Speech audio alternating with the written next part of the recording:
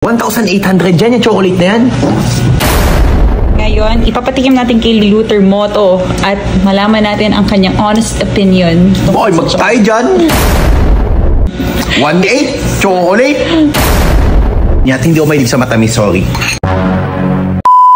Hi guys! So ito yung nagte-trending ngayon na chocolate na galing sa Dubai, the Nafi chocolate with pistachio filling. So ito, ina-unbox na po natin siya. Tingnan natin kung totoo nga ba na napakasarap nga daw ba nito. Okay, medyo ano pala siya. Kung mapapansin nyo, very aesthetic yung color niya. Lumabas lang yung fillings na kasi parang galing na siya sa fridge sa in-orderan ko. Ayan, ganda ng color niya, no? Kakaiba. Okay, so let's try and cut it in half.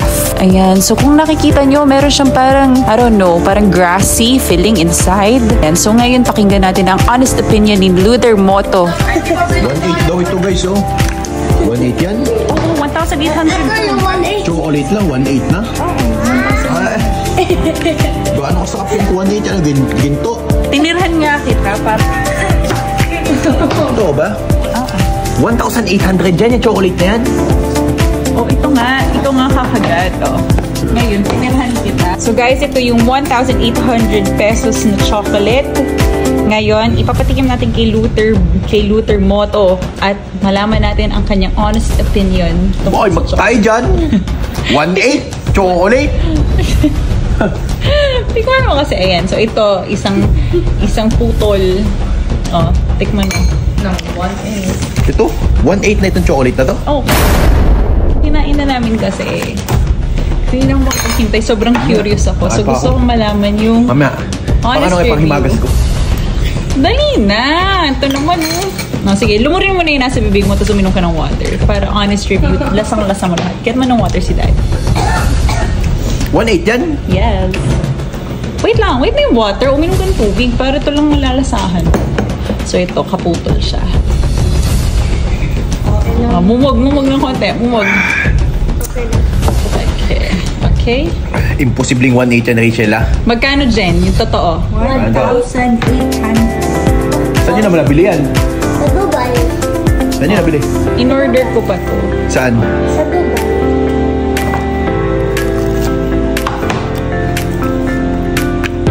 Honest opinion. Sarap. Totoo. Worth 1,800. Sarap.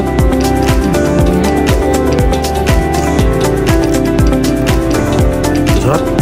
Talaga. Masarap. So ano, worth it ba yung 1,800? Sa 1,800. Pero promise, sobrang sarap niya. May namutok-mutok pa eh. Sige pa nga, sige pa. Hindi mo na chocolate love eh. Totoo? Pero sobrang sarap niya. Pero guys, hindi ako mahilig sa matamis. Pero ngayon ako nagkagusto sa matamis nung matikman ko to. Mami. May iba siyang lasa. Mami, chocolate. So worth it? Namumutok-mutok eh. Oh, worth it? Worth it na binayaran natin ng 1,800 to? Worth it siya kasi ang sarap. Pero hindi ako mahilig sa matamis kasi unang-una, tingnan nyo kinakain ko. White meat nga lang oh. White meat at itong gulay na yan. Yan nga lang kinakain ko. Tapos kakain ako ng chocolate. So nasira ang diet ko. So ikaw kumain yan. Pero para sa akin, worth it. Yung 1,800. Halimbawa, naliligaw ka.